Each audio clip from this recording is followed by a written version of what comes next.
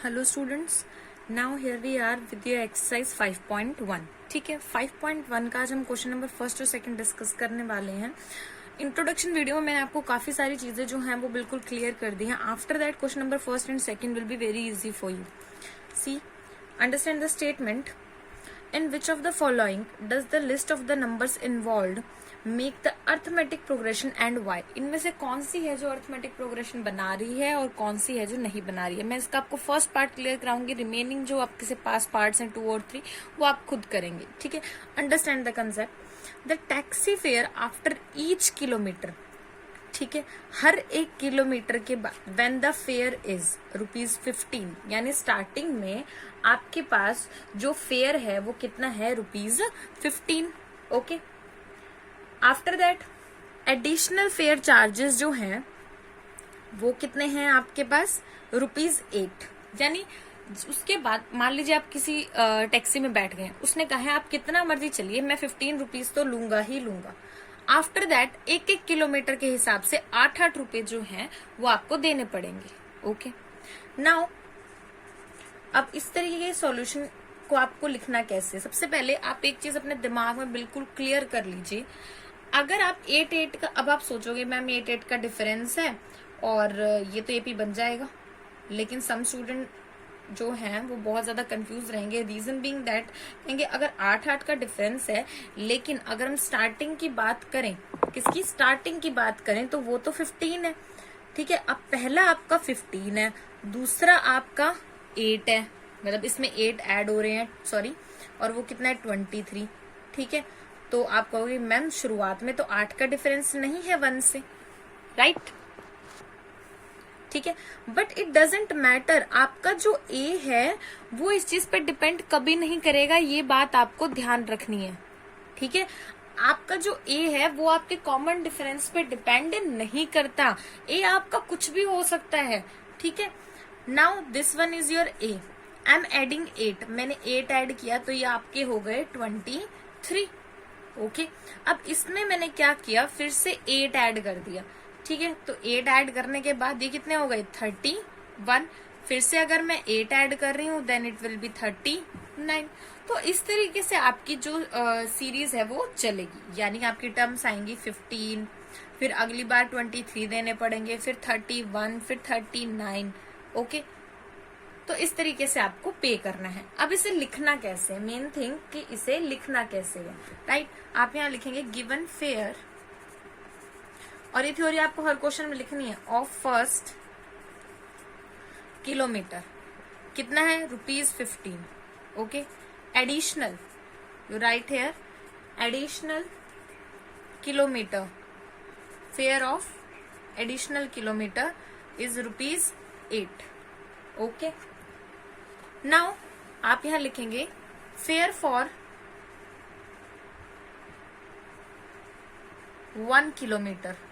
अब 1 किलोमीटर के लिए फेयर कितना आ गया? 15। फेयर ऑफ 2 किलोमीटर कितना आ गया? 23, बिकॉज ₹8 उसने क्या किए हैं? ऐड किए हैं।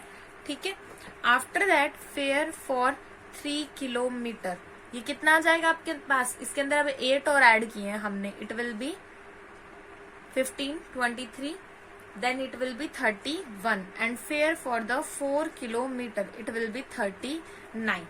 Okay, and so on. आप जितना मर्जी फिर ट्रैवल कीजिए, वो ₹8 के हिसाब से इसमें ऐड होता जाएगा। कंफ्यूजन क्या नहीं रहनी चाहिए आपको, first term does not depend on D. Okay, कि मतलब इस तरीके से डिपेंड नहीं करेगी कि आप अगर 8-8 का डिफरेंस चाहो तो फर्स्ट टर्म भी 8 आए, इस तरीके से तो ये टेबल हो जाएगी आपके पास। ठीक है, नाउ हेंस द सीरीज, आपको रिजल्ट क्या लिखना है एंड में? Hence series formed is 15, 23, 31, 39. Okay, since here term continuously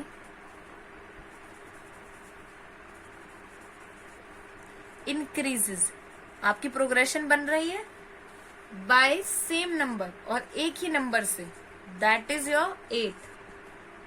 the above list कह सकते हैं हम फॉर्म्स एन एपी। वो क्या कर रही है, एक एपी बना रही है। ठीक है, इस तरीके से आपको फाइनल कंक्लूजन लिखना है। Let us talk about your question number second now. ठीक है, क्वेश्चन नंबर सेकंड क्या कह रहा है, right the first 4 terms of the AP when the first term A and the common difference D. आपको ए भी गिवन है और आपको डी भी गिवन है। ओके, अब आपको क्या करना है, फर्स्ट 4 टर्म्स निकालनी है। ओके, सो चलिए देखते हैं किस तरीके से। a इज 10, मैंने आपको पहले ही बताया था जो आपका a होता है that is equal to your a1, तो a1 जो है वो आ गया आपका 10। अब a2 आपका क्या हो जाएगा, आपके a1 में आपको क्या करना है, d को ऐड करना है। ठीक है, और we can say a plus n minus 1 into D, इससे आपको फॉर्मूला रिकॉल हो जाएगा।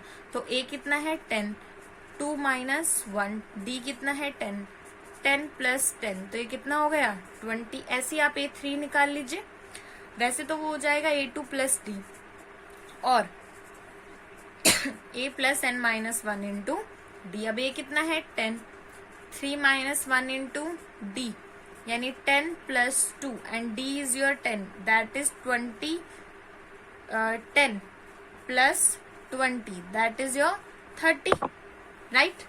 सिमिलरली a4 आपको कहां तक निकालनी है, फर्स्ट 4 टर्म्स निकालनी है। तो a4 जब आप निकालेंगे तो या तो a3 में d को ऐड कर दीजिए, ठीक है, या फिर a plus n minus 1 into D कर लीजिए। फॉर्मूला मैं इसीलिए बार बार लगा रही हूँ, आप कहोगे मैम इजी वे से हो सकता है, बट इससे आपको ये फॉर्मूला याद हो जाएगा। ठीक है, तो ये a कितना है आपका 10, n कितना है 4 माइनस 1, d कितना है 10, तो ये कितना हो जाएगा 10 प्लस 30 इज इक्वल टू 40।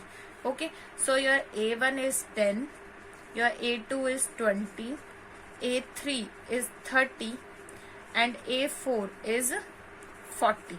ये आपकी क्या आ गई, ये आपकी एपी आ गई। ठीक है, let us talk about your second part. इसके भी काफी सारे पार्ट्स हैं, मैं 2 आपको करवा रही हूँ, बाकी आपको खुद करने हैं। a is given to you -2 and d is 0. Now a is equals to a1, ठीक है, so a1 कितना आ गया -2. Now a2 that is your a plus n minus 1 into d, but your d is 0 here, यानी a plus 2 minus 1 into 0, -2 plus 0 which is equals to -2, ये कितना आ गया आपका -2। Similarly a3 निकालेंगे तो a plus n minus 1 into D. अब a कितना है आपका, a प्लस ये हो जाएगा 3 minus 1 into 0, that is -2 plus 0 is equals to -2। a4 that is a plus n minus 1 D, यानी -2 plus 4 minus 1 into 0, again it is -2, फिर से ये क्या हो गया आपके पास -2। ठीक है, तो a1 भी -2, a2 भी, a3 भी, a4 भी। ठीक है, हेंस फर्स्ट 4 टर्म्स आप यहाँ लिख दीजिए, 4 टर्म्स, ये लाइन आपको यहाँ पे भी लिखनी है, टर्म्स जो भी आपकी आई हैं ऑफ दिस एपी